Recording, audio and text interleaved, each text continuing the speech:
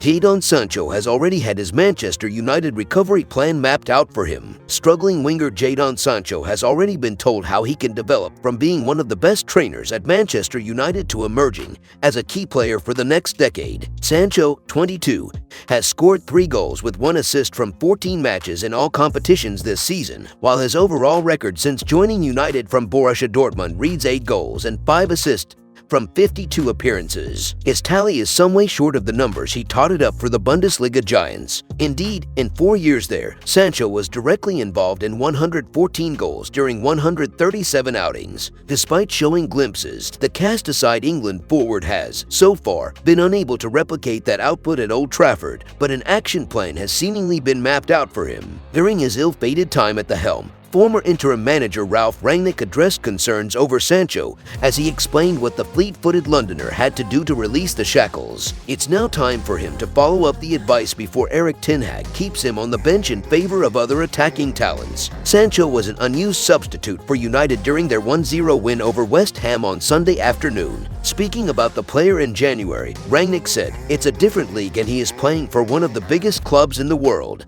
It's also got to do with a lot of the things up in his head. It's different if you come as an 18-year-old, an unknown talented English boy to Borussia Dortmund. From then on, you can only improve. You can only make a success out of that." The level of expectation was a lot lower compared to situation where you come to a club like Manchester United for a high transfer fee. Everyone expected that he would be one of the best players in the team. This is psychologically and emotionally a more challenging situation than the one at Borussia Dortmund. These are exactly the kind of steps that he has to make to become a top player for the next 10 years at this club. We can give guidelines, we can give him a helping hand and show him that we are trying to accompany him and give him all the necessary assistance that he needs, but in the end it's up to him to take the next steps. Rangnick continued, "Whenever I see him train, he's one of the best players in our sessions. But it's not only about training at the highest possible level. With creative, offensive players, it's all about confidence, being aware of how good they can be and then showing it in front of 75,000 fans. He has the ability to do that. There is no doubt about that." In other news, Man United manager Erik ten Hag wants the Red Devils to sign Brahim Diaz. Erik ten Hag is turning Manchester United's fortunes around.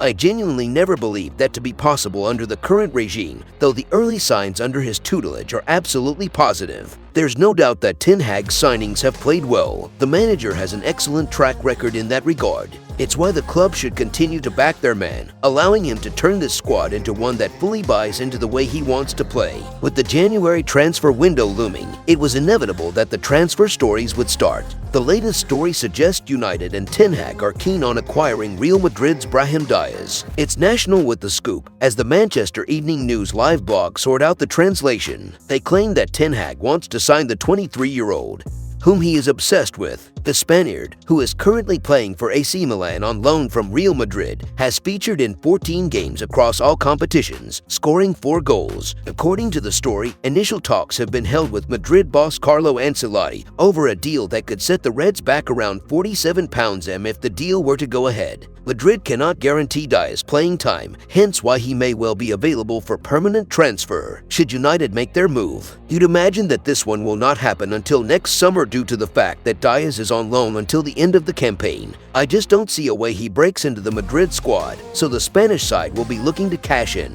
Diaz is someone who feels like an excellent fit for the ten Hag system, though a lot can happen in the space of 6 months. This one does feel like a transfer to potentially keep an eye on. If you enjoyed the video, make sure to drop a like and make sure to subscribe to Man United Hub to get all the latest updates.